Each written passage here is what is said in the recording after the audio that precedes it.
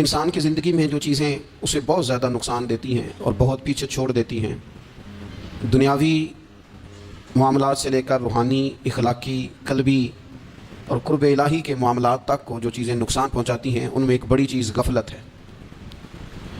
ایک لفظ ہوتا ہے جو ہمیں اکثر سننے کو ملتا ہے کہ آپ کی توجہ نہیں ہے۔ یہ ڈھیر سارے لوگوں کا مطالبہ ہوتا ہے، اہل خانہ بھی مطالبہ کرتے ہیں، کئی موقع پر والدین بھی مطالبہ کرتے ہیں، غرباء بھی مطالبہ کرتے ہیں کہ امیروں کی ہماری طرف توجہ نہیں ہے۔ اور یہ بڑی لازمی سی بات ہے کہ کسی چیز پر جب توجہ رہتی ہے تو وہ چیز بہتر ہو جاتی ہے، اور جب عدم توجہی کا لوگ مظاہرہ کرتے ہیں تو وہ معاملہ خراب ہو جاتا ہے۔ یہ جو عدم توجہ ہے اسی کو غفلت کہتے ہیں، اور جب انسان کے مزاج پر غفلت طاری ہوتی ہے اور غفلت اس پر پوری طرح غلبہ کر لیتی ہے تو پھر اس کی زرخیز زمین کو وہ بنجر کرتی ہے۔ غفلت انسانی دل کے لیے بڑی نقصان دہ چیز ہے اور انتہائی تکلیف اور ضرر کا باعث ہے۔ دلوں پر جو قحط نازل ہوتا ہے، قحط، ویران ہو جاتے ہیں دل، اور جو دلوں پر خشکی نازل ہوتی ہے کہ طبیعتیں خشک ہو جاتی ہیں، یہ غفلت کی وجہ سے ہوتی ہے۔ جو لوگ غافل ہو جاتے ہیں نا، اپنے معاملات کا دھیان نہیں رکھتے، دیکھیں نا، آپ کو کھانا کھاتے بھی غافل نہیں ہونا چاہیے۔ اگر کھانا بھی غیر معتدل کھا لیا جائے تو وہ انسان کی طبیعت کے لیے باعث ضرر بن جاتا ہے، نقصان کا باعث بنتا ہے۔ بات کرتے ہوئے بھی غافل نہیں ہونا چاہیے، کئی دفعہ جملے ایسے نکل جاتے ہیں جو انسان کے لیے پھر شرمندگی کا باعث بنتے ہیں۔ انسان کو غافل ہو کر کوئی کام نہیں کرنا چاہیے، غافل ہو کر، مدہوش اور بے ہوش ہو کر نہیں۔ غفلت دل کو ویران کرتی ہے، طبیعت میں خشکی لاتی ہے۔ غافل کبھی نہ بنے۔ قرآن مجید فرقان حمید نے ارشاد فرمایا کہ اقترب للناس حسابهم، فرمایا لوگوں کے حساب کا وقت قریب آ گیا، وهم فی غفلۃ معرضون، اور وہ بھی غفلت میں منہ پھیرے ہوئے ہیں۔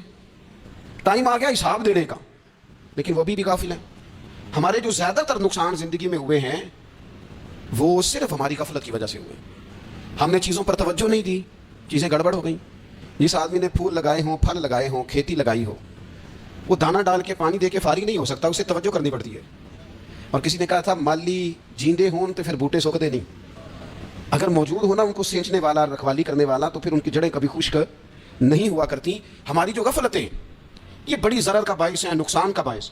اور مجبوری معاف ہوتی ہے، غفلت معاف نہیں ہوتی۔ اسکول میں پڑھتے تھے، مدرسے میں پڑھتے تھے، تو ایک مجبوری ہو گئی جی، خدا نہ خواستہ گھر میں کوئی پریشانی ہو گئی تو اساتذہ اس پر سزا نہیں دیتے۔ کوئی خوشی کا موقع ہے گھر میں، فیملی میں کسی کی شادی ہے، اساتذہ اس پر سزا نہیں دیتے۔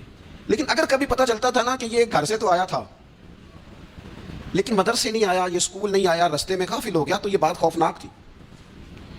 یہ قابل سزا جرم تھا کہ تو غافل ہو گیا اپنی پڑھائی سے، تو گھر سے آیا اور یہاں نہیں آیا۔ غفلت قابل سزا ہوتی ہے، مجبوری کی معافی ہوتی ہے۔ ہمارا آج کا جو مسئلہ ہے وہ غفلت کا ہے۔ ڈھیر سارے لوگ ہیں، سمجھدار بھی ہیں، سیانے بھی ہیں، معاملہ فہم بھی ہیں، باشعور بھی ہیں، تعلیم کی ڈگریاں بھی رکھتے ہیں، لیکن اگر ان کی زندگیوں کی تکلیفوں کو دیکھا جائے اور بے آباد روح کو دیکھا جائے اور سجدوں سے ان کی دوری کو دیکھا جائے تو ایک ہی بات سمجھ میں آتی ہے کہ پتہ سارا ہے لیکن لے ڈوبی ہے غفلت، توجہ نہیں کی۔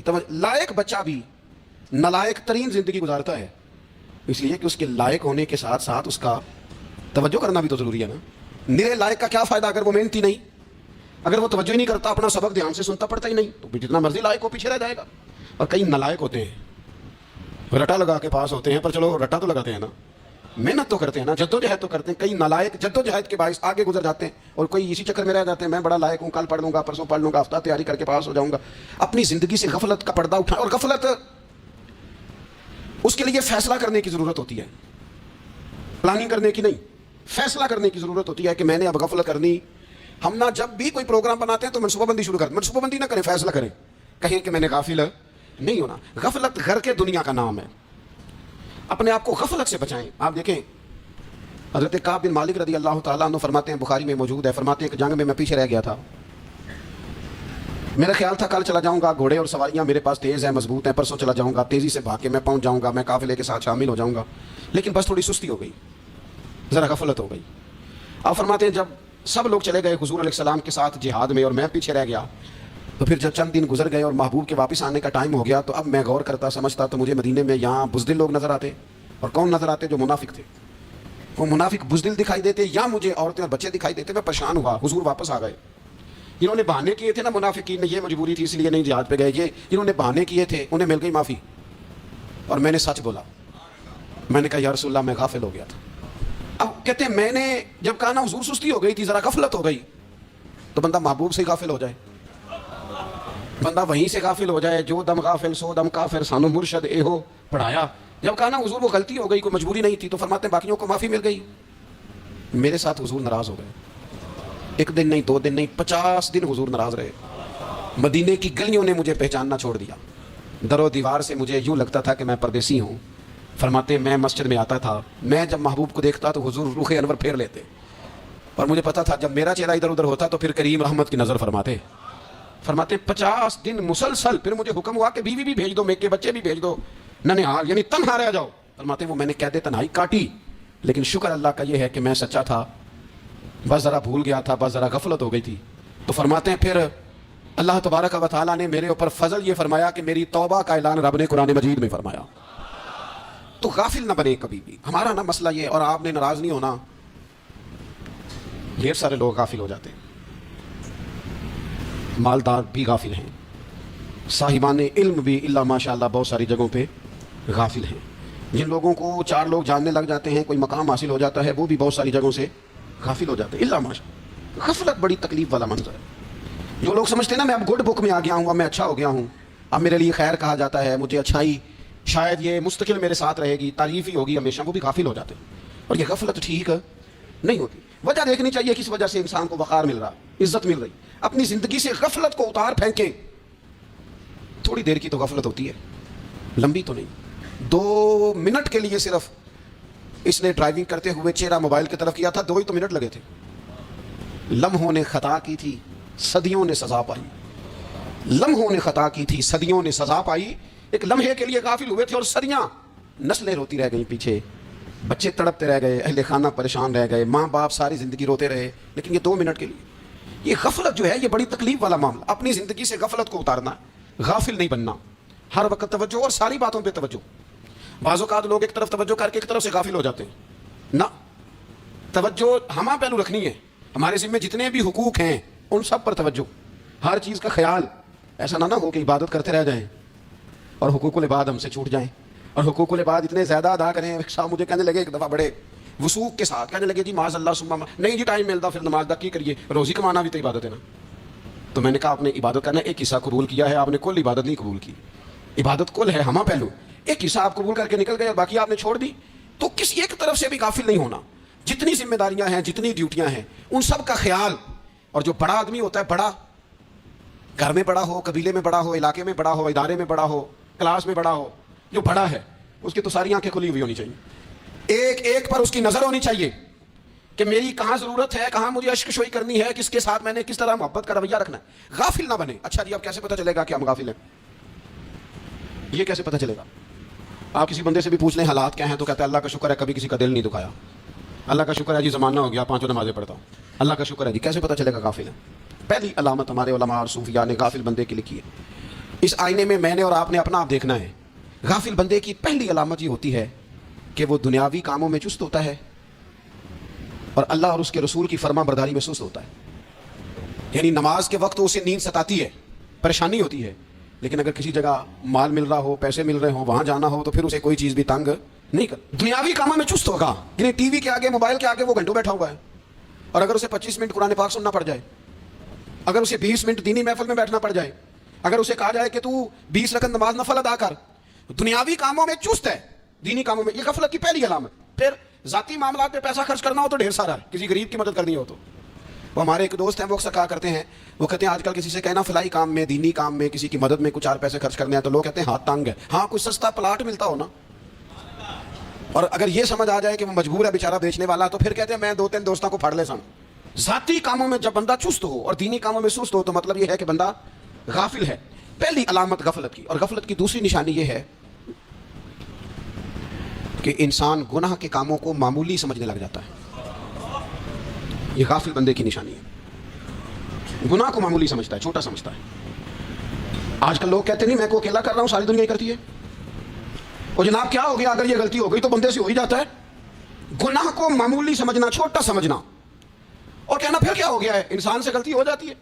آپ دیکھ لیں کہ سینکڑوں بیسیوں گناہوں کا بوجھ ہمارے سروں پہ ہوتا ہے, لیکن کوئی ہمارا دبدبہ ہے, کوئی ہماری گفتگو ہے, کوئی ہمارے جملوں میں خود پسندی ہے, کوئی ریاکاری ہے, کوئی تصنع ہے. یہ غافل بندے کی علامت ہے. نبی اکرم صلی اللہ تعالیٰ علیہ وآلہ وسلم نے فرمایا مومن اپنے گناہوں کو پہاڑ کی طرح سمجھتا ہے. یہ بخاری میں حدیث ہے. مومن پہاڑ کی طرح جانتا ہے اور وہ ڈرتا ہے کہ کہیں وہ پہاڑ اس کے اوپر گر نہ جائے, یعنی کہیں مجھے میرے گناہ کی سزا نہ مل جائے. چھوٹے گناہ کو بھی پہاڑ جانتا ہے, یار مجھ سے غلطی ہو گئی, مجھے ٹھیک کر لینی چاہیے, مجھے معافی لے لینی چاہیے, مجھے توبہ کر لینی چاہیے. مومن اپنے اوپر گناہ کو پہاڑ کی جانب سمجھتا ہے. اور حضور علیہ الصلوۃ والسلام فرماتے ہیں کہ یہ جو فاسق اور فاجر ہوتا ہے نا, اللہ کا نافرمان, یہ گناہ کو مکھی کی طرح سمجھتا ہے. یہ سمجھتا ہے میں نے اشارہ کرنا ہے, مکھی نے اڑ جانا ہے. مومن کی علامت یہ ہے کہ وہ پہاڑ جانتا ہے اگر غلطی ہو جائے تو پہاڑ. امام اعظم ابو حنیفہ رحمۃ اللہ علیہ گزر رہے تھے تو بارش ہو گئی تھی اور کوفہ میں کیچڑ تھا, تو آپ نے جو جوتے پہنے ہوئے تھے ان جوتوں سے چلتے ہوئے نا آپ کے پاؤں سے کچھ مٹی اڑی, تو سامنے ایک یہودی تھا. اب اس زمانے میں دیواریں کچی ہوتی تھی, اس کے دیوار پر جا کے وہ مٹی جو تھی وہ لگ گئی. اب امام صاحب بڑے پریشان ہوئے کہ میں نے اس کی دیوار کو آلودہ کر دیا. یہاں تو لوگ اپنی اینٹیں رکھتے رکھتے کئیوں کی دیواریں توڑ دیتے ہیں اور پھر وہ اس پر ماننے کو بھی تیار نہیں ہوتے, تسلیم کرنے کو بھی تیار نہیں ہوتے. وہ کہتے ہیں پھر کیا ہو گیا, اب ہمارا یہاں گھر ہے تو ہم نے ٹرالی منگوانی نہیں تھی, ہمارا حق بنتا تھا. امام صاحب کے پیروں سے ذرا کیچڑ اڑا, یہودی کی دیوار پہ لگا, اس کی کچی دیوار تھی. امام صاحب پریشان ہو گئے, سوچنے لگے کہ اگر میں دیوار سے یہ کیچڑ اتارتا نہیں تو یہ بھی زیادتی ہے, میں نے اس کی دیوار کو گدلا کر دیا, اور اگر میں اتارتا ہوں تو کچھ مٹی اس کی دیوار کی بھی اتر جائے گی, کچی دیوار ہے, یہ بھی زیادتی ہے. مومن گناہ کو پہاڑ کی طرح سمجھتا ہے کہ کہیں گر نہ جائے, اس کی بھی کہیں سزا نہ مل جائے. امام صاحب نے اس کے دروازے پہ دستک دی, وہ باہر آیا تو اتفاق سے وہ آپ کا مقروض بھی تھا, اس نے پیسے دینے تھے. باہر نکلتے ہی کہنے لگا اوہ آپ تو قرض لینے آ گئے, میرے پاس تو ابھی گنجائش نہیں ادا کرنے کی. تو امام صاحب کہنے لگے تو قرض چھوڑ, وہ میں نے معاف کیا, میرے سے غلطی ہو گئی ہے. میں آ رہا تھا, لکڑی کے جوتے اس زمانے میں کھڑاؤں لوگوں نے پہنے ہوتے تھے, کہا وہ میرے پیروں سے ذرا کیچڑ اڑا ہے, تیری دیوار پہ لگ گیا ہے. اب میں بڑی دیر سے کھڑا سوچ رہا ہوں کہ اگر میں تیری دیوار صاف نہ کروں تو میں نے یہ میلی کر دی, گدلی کر دی, یہ بھی بات درست نہیں ہے, زیادتی. اور اگر میں اسے صاف کرتا ہوں کچی دیوار سے کچھ مٹی اتر جائے گی تو یہ بھی زیادتی ہے. اب تو بتا میں کیا کروں. تو بے موسمہ پھل تھا نا یہ, تو بے موسمہ پھل دیکھ کے بندہ حیران ہو جاتا ہے. جو باتیں روٹین میں نہ ہو رہی ہوں وہ ذرا انوکھی لگتی ہے, بندہ حیران ہو گیا. غور سے امام صاحب کا چہرہ دیکھنے لگا, غور سے چہرہ دیکھنے لگا. تو پھر تھوڑی دیر سوچنے کے بعد کہنے لگا حضور پہلے میں نے دین اسلام کے بارے میں پڑھا اور سنا تھا, آج میں نے دین دیکھا ہے. پہلے میں نے سنا تھا کہ دین اسلام اس طرح کا ہے, آج میں نے دین ہے. ہم نہ پوری دنیا کے کافروں کو دین سنانا چاہتے ہیں, دکھانا نہیں چاہتے. ہم نیک نظر آنا چاہتے ہیں, نیک بننا نہیں چاہتے. ہم نیک نظر آنا چاہتے. نتیجہ کیا نکلتا ہے کہ کچھ عرصے کے بعد پتہ چل جاتا ہے بندہ کس لیول کا نیک ہے, کیا معیار ہے اس کی نیکیوں کا. کہنے لگا حضور پہلے میں نے دین سنا تھا, آج دیکھا ہے. آپ وہ مٹی کی دیوار پر جو کیچڑ لگ گیا ہے, دیوار کو بعد میں صاف کیجئے گا, پہلے کلمہ پڑھائیں تاکہ میرے اندر کا کفر صاف ہو جائے, اب مجھے مسلمان کر دیں. تو غافل آدمی جو ہوتا ہے نا, وہ پھر تیسری بات, جب بندہ بہت زیادہ غافل ہو جاتا ہے پھر اعلانیہ گناہ کرنے لگتا ہے. ایک گناہ پھر اس کا اظہار گناہ. ایک بندہ, حدیث پاک میں آتا ہے, ایک بندہ رات کو کوئی غلطی کرتا ہے, اللہ تعالیٰ اس پہ پردہ ڈال دیتا ہے, لیکن وہ سویرے خود لوگوں کو بتاتا پھرتا ہے میں نے یہ کیا, میں نے یہ کیا. جب آپ اظہار گناہ کرتے ہیں نا تو سامنے والا بھی دلیر ہوتا ہے, کہتا ہے اس نے کیا, میں کر لوں گا تو پھر کیا ہوا. ہمارے علماء نے لکھا ہے کسی کی نماز قضا ہو جائے تو کسی کو بتائے نہ, قضا پڑھ ڈالے, اس کا جگہ جگہ ذکر نہ کرے.